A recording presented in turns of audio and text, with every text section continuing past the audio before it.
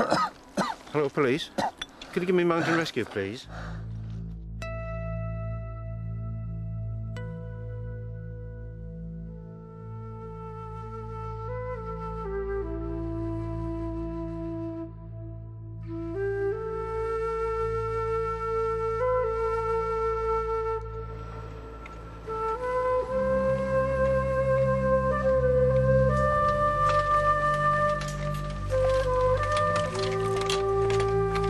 Mountain rescue in Great Britain started 1933, 75 years ago, and it's changed significantly.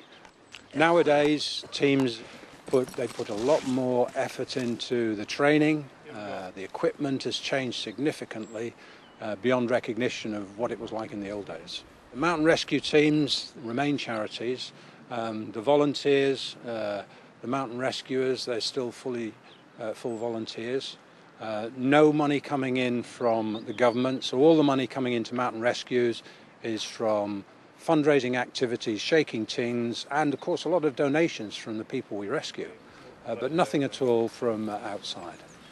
If we were to run the clock back 5-6 years, teams in the Lake District and across England and Wales would run, maybe 30, 40, 50 rescues a year.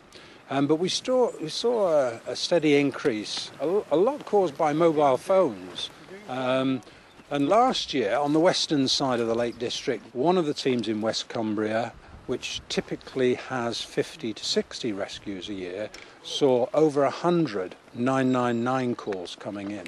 So that's a 100% increase on the numbers of call-outs. And this has been reflected across the whole of the Lake District. We think there's two reasons. People are more active and they're wanting to get out on the hills, and that's great.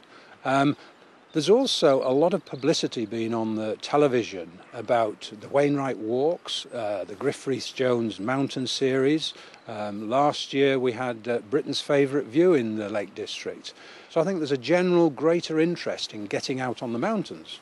I think what people are doing wrong is, first of all, they believe that mountain rescue is a government agency, an agency that is there, paid for out of their taxes, so that if they get into any trouble whatsoever, they pick up their phone and they phone 999 and the mountain rescue teams come running.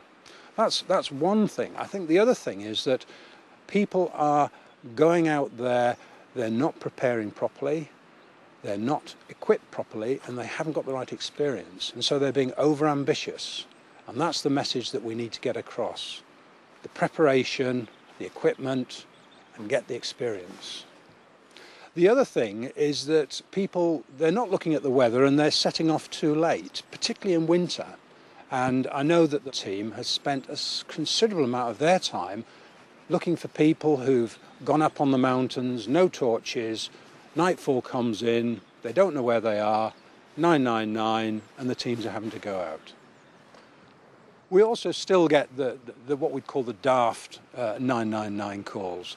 The one that's embedded in mountain rescue history, of course, is the one in the Lake District where the team were called out and the couple asked, how will the team get to them? And they said, well, we'll be some time because we'll have to walk up there. And they asked, can we get a helicopter? And they said, well, what do you want a helicopter for? And they said, well, we've got a dinner party tonight and it's important that we get back there. And that's the sort of crazy comments that sometimes we get. But also important is to have, equipment for if you do get stuck at night. So that's the torch to get you back down in the valley. You also need a map and compass because a lot of people are using GPSs, but GPSs will let you down eventually. A map and compass won't. People go out, they should plan their routes. They look at the map before they go, they look at the elevations, they look at the steepness of the slopes, and they look at the features, so they have a map in their own mind of where they're heading.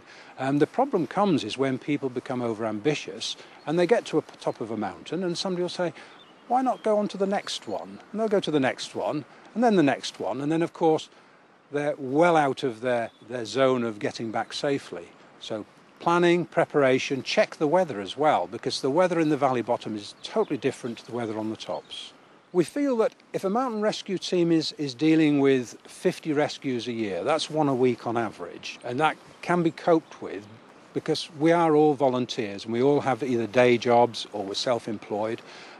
When you get the increased numbers to an average of 2 a week, and it's not 2 a week, it could be 7 in a week, or it could be 4 in a day, the pressures on the mountain rescue team member is pressures of work, pressures at home, there's the physical exhaustion, there's the damage to equipment, and people are struggling to get the balance right. And certainly some teams are starting to lose good team members because they can't manage the level of commitment necessary to keep the team running.